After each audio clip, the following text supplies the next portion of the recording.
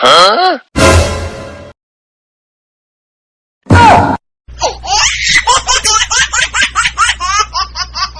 நாள் கழிச்சு அவுட்டிங் வந்திருக்கோம், வெளியே வந்திருக்கோம். இங்கே பாருங்கள், எங்கே நிற்கிறேன்னு தெரியுதா? எங்கேனா ஃபீனிக்ஸ் மால் இருக்கு இல்லையா, சென்னையில் ஃபீனிக்ஸ் மாலில் வந்து சுற்றி பார்க்க வந்தோம்.